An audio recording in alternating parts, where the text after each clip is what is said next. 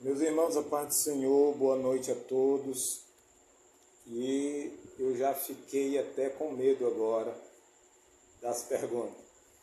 Bom, meus irmãos, nós iremos tratar, melhor dizendo, sobre a doutrina do arrebatamento.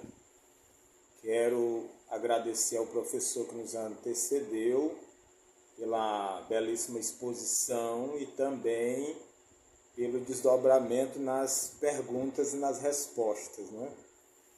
Meus irmãos, a doutrina do arrebatamento. Bom, como foi enfocado pelo nosso professor anterior, a doutrina do arrebatamento, algumas pessoas interpretam ela de uma forma diferente da nossa.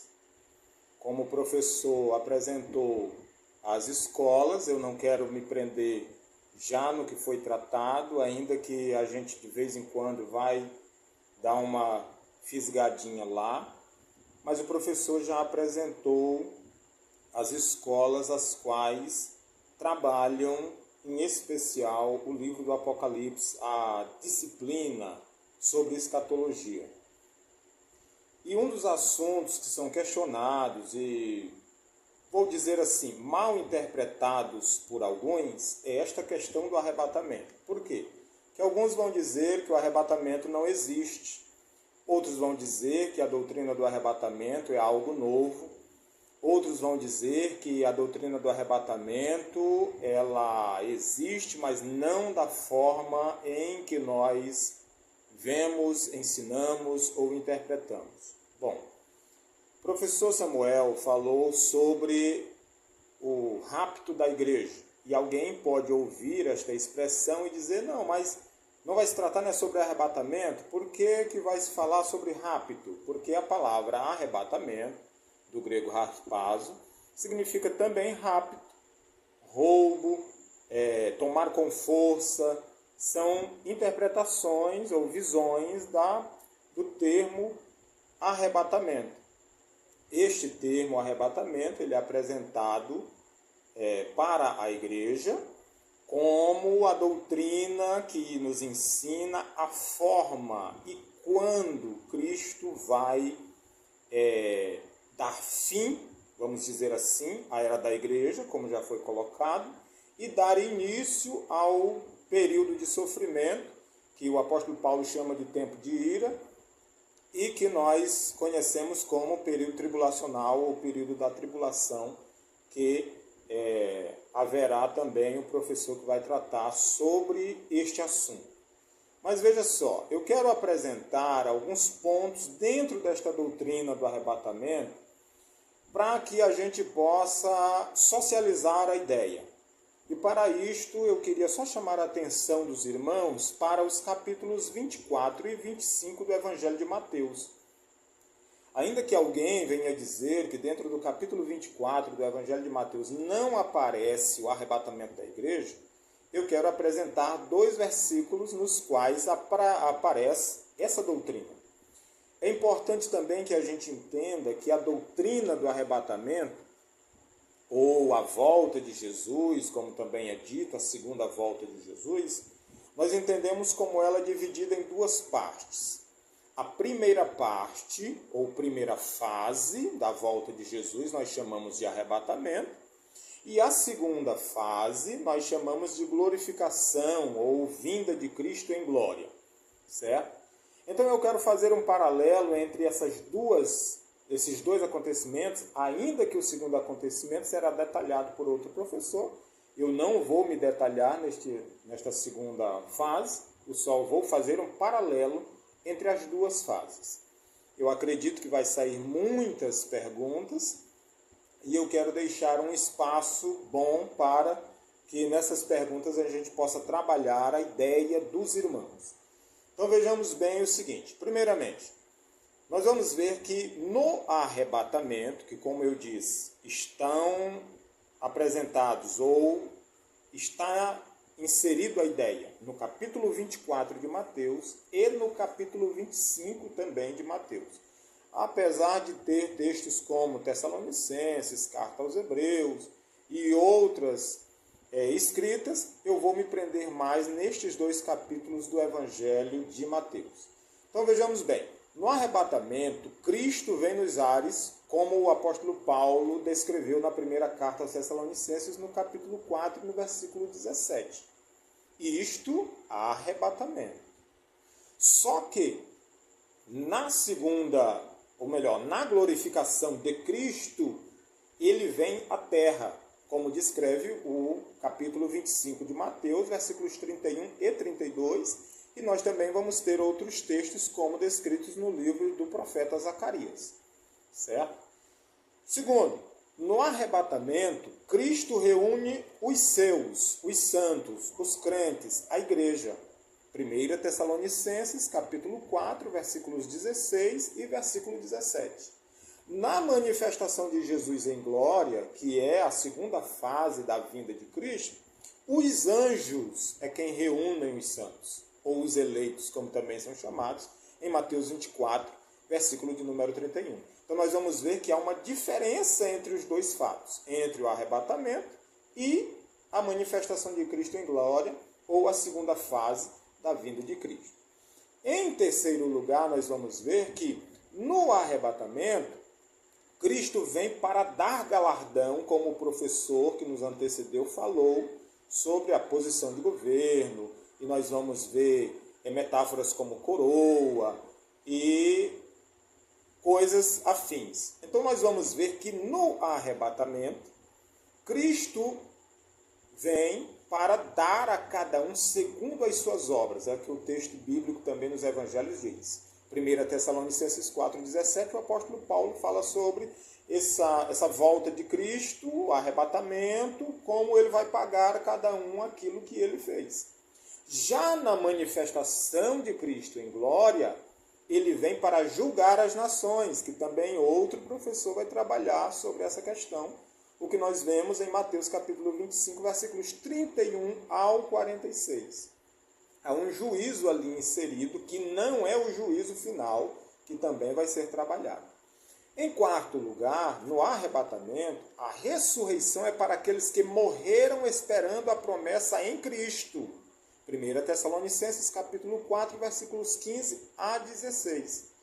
Na manifestação de Cristo em glória, a ressurreição é para aqueles que morreram no período tribulacional, para que julguem com Cristo as nações e reine com ele por 1000 anos. É o que diz Apocalipse 20, versículo de número 4.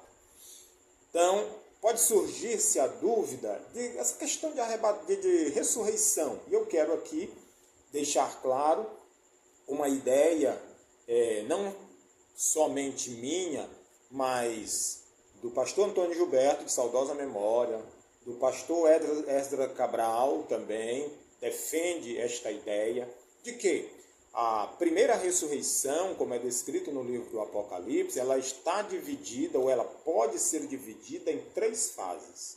Primeira fase, ressurreição de Cristo.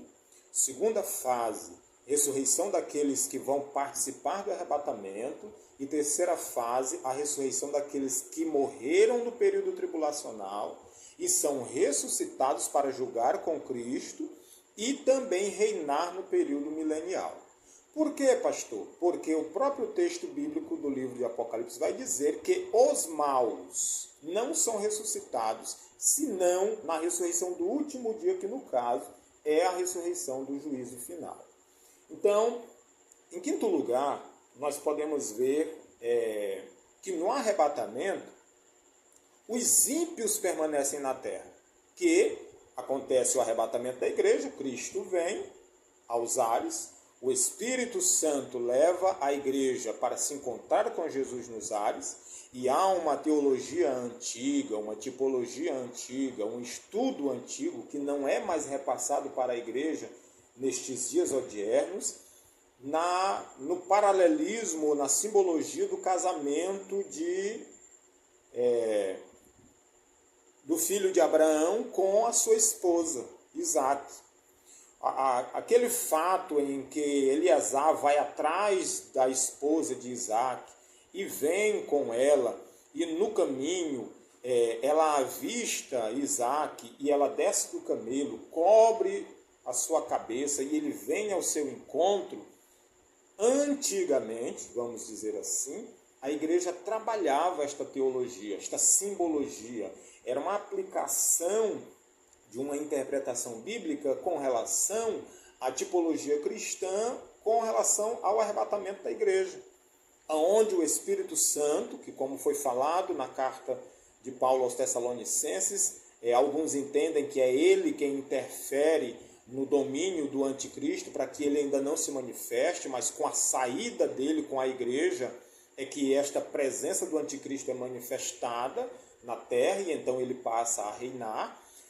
O Espírito Santo, ou melhor, Eliezer é uma tipologia do Espírito Santo, onde ele está preparando a noiva para apresentar esta noiva a Jesus e encontrar Jesus nos ares. Então, vejamos que quando acontece o arrebatamento, a igreja é raptada, a igreja é tirada, mas os ímpios permanecem aqui. Por que eles permanecem aqui? Para que possam assim participar do período tribulacional. E o professor vai tratar sobre o período tribulacional, mas deixa eu dar uma alfinetadazinha aqui no período tribulacional. O que seria o período tribulacional, ainda que alguns possam fazer esta pergunta? É o período, e aí vai a resposta do porquê a igreja não participa dele. É porque o período tribulacional é um juízo de Cristo com Israel.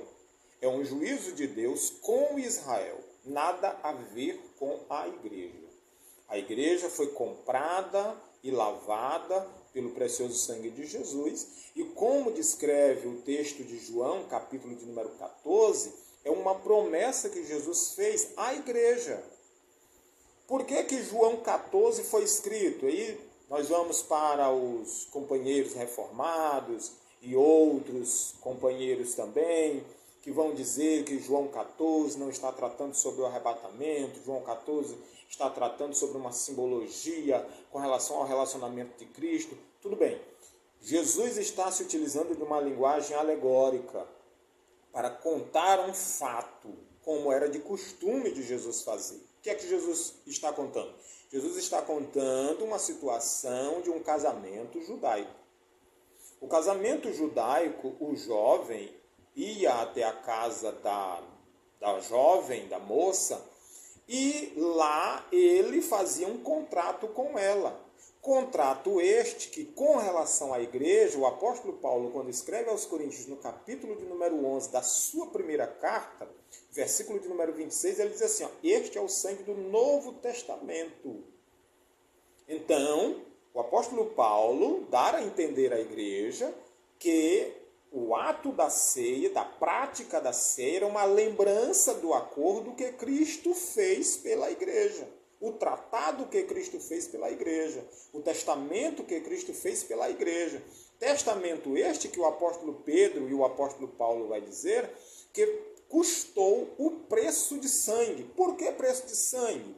Aí vai uma outra simbologia que nós voltamos para a ceia novamente. Por que a ceia, uma das simbologias da ceia, é o cálice, que é o vinho? Porque o noivo fazia o acordo com o pai da noiva com relação ao seu casamento com uma taça de vinho. O noivo dava à moça uma taça de vinho e se ela provasse do vinho, ela estava firmando um acordo com ele. Este acordo, uma vez firmado, era pago o dote para o pai da noiva. E como foi que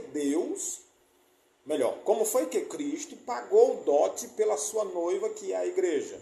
O apóstolo Paulo e o apóstolo Pedro vai dizer que não foi com prata nem com ouro que nós fomos comprados da nossa vã maneira de viver, mas fomos comprados com o precioso sangue, simbologia do vinho, certo? Então, no contexto bíblico, e aí vai alguém dizer que nós interpretamos a Bíblia como uma coxa de retalho, nós apresentamos o arrebatamento, que precisa de textos aqui ou textos acolá para poder firmar a doutrina e coisas assim e tal. Bom, nós temos que entender que a Bíblia, desde Gênesis até o Apocalipse, ela não é uma coxa de retalho. mas ela é um caminho que vai se aplanando para que a gente possa ir compreendendo todo o contexto histórico, todo o contexto literário, todo o contexto profético que vai sendo apresentado, todo o contexto doutrinário. Como assim, pastor? Nós precisamos observar que, quando lemos o livro de Gênesis, algumas perguntas que são colocadas no livro de Gênesis só são respondidas no Apocalipse. E aí é preciso que eu entenda o porquê que Gênesis é o primeiro livro na organização do compêndio bíblico e o Apocalipse é o último livro do compêndio bíblico. Porque o que o Gênesis pergunta, o Apocalipse responde. O que o Êxodo pergunta, Levítico pode responder, e assim sucessivamente. Então eu tenho que olhar para o texto bíblico e observar o seu contexto. Como o professor que nos antecedeu falou, a questão da interpretação é necessário que a gente veja o texto e o contexto, seja ele imediato ou remoto, daquilo que nos é apresentado. Então nós estamos vendo, neste ponto, que os ímpios permanecem na terra, como diz Hebreus capítulo 9, versículo de número 28. Por que eles permanecem? Porque a igreja foi tirada da terra. Por que a igreja foi tirada da terra? Porque ela precisa ser galardoada. Por que ela precisa ser galardoada? Porque o apóstolo Paulo escreve aos Coríntios dizendo que a obra que nós fazemos no Senhor não é vã.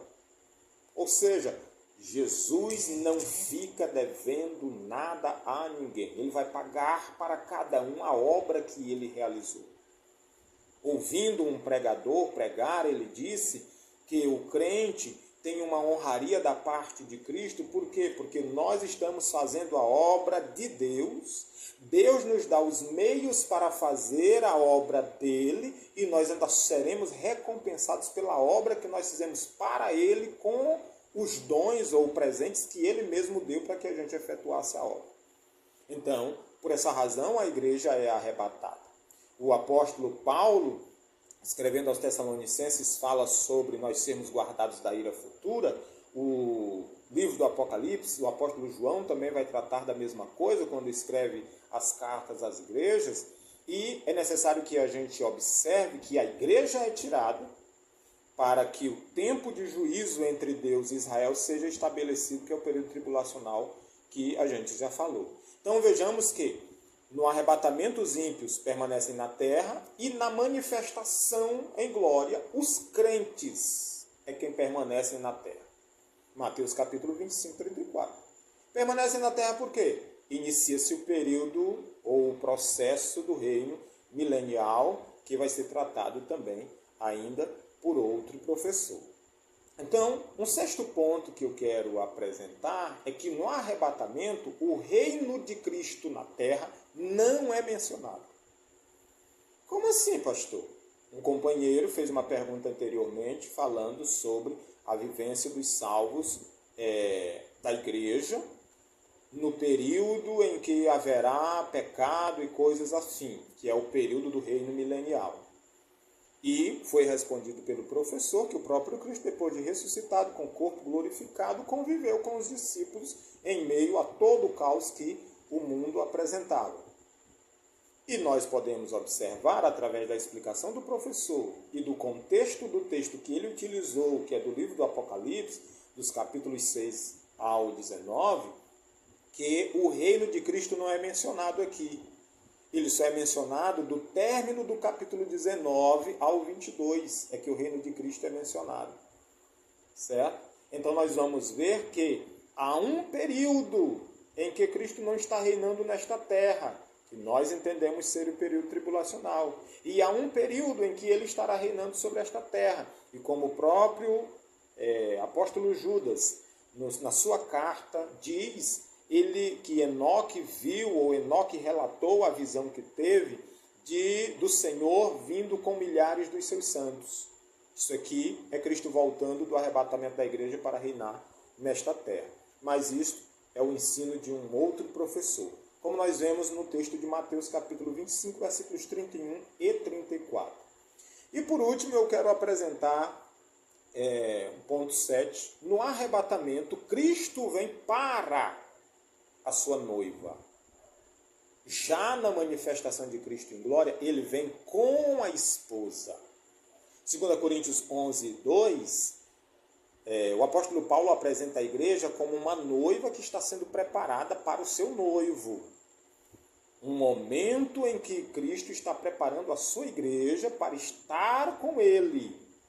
Que, como eu disse anteriormente, no capítulo de número 14, havia este processo. Nós vamos para a parábola das 10 virgens, Mateus capítulo de número 25, ainda que alguns ensinem ela e pratiquem ela para a igreja, mas a parábola não é para a igreja, certo? Porque lá nós temos 10 virgens, 5 tolas, 5 prudentes, que elas estão aguardando o noivo para entrar para o ambiente onde o noivo e a noiva estarão.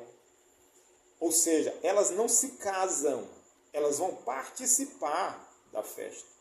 Mas o que eu quero chamar a atenção é, nós vamos observar que aquelas 10 virgens, elas estão em um momento de preparo, um momento de espera pelo noivo que vem para a noiva. Assim também é a igreja, certo? No arrebatamento, Cristo vem para a noiva, encontrar com ela nos ares, sendo apresentada pelo Espírito Santo. A Bíblia, o apóstolo Paulo vai dizer que Cristo vai tomar esta noiva e vai apresentar ao Pai. Então, no arrebatamento, Cristo vem para a noiva. Já na manifestação em glória, ele vem com a esposa, é o que descreve Apocalipse 19 e também Apocalipse capítulo de número 20. Ela já não é mais noiva, ela agora já é esposa. Ela agora foi glorificada através do tribunal de Cristo. Ela agora participou das bodas do Cordeiro e ela agora é apresentada para os convidados. A história bíblica vai dizer que a noiva, ela não era apresentada pelo noivo enquanto o noivo não comprovava a fidelidade da noiva, que, como nós sabemos, era um ritual onde o noivo mantinha relações com a noiva e então provava a sua fidelidade, a sua pureza. É isto aqui que ele expõe para os convidados, os convívios que ali estão. E é justamente esta cena que nós vemos quando Cristo volta com a igreja para apresentar ao mundo. Por quê? Porque a Bíblia vai dizer que todo olho o verá. No arrebatamento da igreja, a igreja vê o noivo. Mas no retorno de Cristo em glória, todo olho o verá, como diz o profeta Zacarias, no âmbito em que ele vem para julgar as nações e acontecer outros pormenores, como foi apresentado pelo professor Samuel e também apresentado em cartaz, a questão dos desdobramentos. Eu quero rapidamente, no tempo que nos resta aqui, eu quero somente apresentar 10 eventos que vão acontecer pós-arrebatamento, ou seja, o arrebatamento da igreja vai desencadear estes eventos, certo? O primeiro deles é o tribunal de Cristo, logo após o arrebatamento, segue-se o tribunal de Cristo. O segundo deles é o período tribulacional, com o arrebatamento da igreja dar-se início ao período tribulacional. O terceiro é a vinda de Cristo em glória, logo após o final da tribulação e a batalha do Armagedon. O quarto deles é a prisão de Satanás, a prisão da besta e a prisão do falso profeta, que os dois, tanto a besta quanto o falso profeta, são lançados no lago de fogo, mas isto vai ser trabalhado por outro professor. O quinto é a destruição do anticristo, que o apóstolo Paulo vai dizer que com o sopro da sua boca, Jesus põe fim à existência do anticristo, e o livro do Apocalipse, capítulo 19, 21, vai dizer também que ele vai matar todos com a espada da sua boca. O sexto é o juízo das nações, e no capítulo 20 de Apocalipse fala-se de trono, assim como também trata no capítulo 25 de Mateus. O sétimo é o reino milenial de Cristo. O oitavo, Satanás é solto para tentar, a Bíblia é bem clara em dizer, para tentar aqueles que nasceram no período milenial. Nono, o juízo final, que é a aplicação do juízo de Deus, tanto sobre o Satanás quanto sobre as nações que surgiram no período do reino milenial e também os que foram ressuscitados para este fim. E, por último, novos céus e nova terra, como descreve o livro do Apocalipse. Então, diante disto, eu quero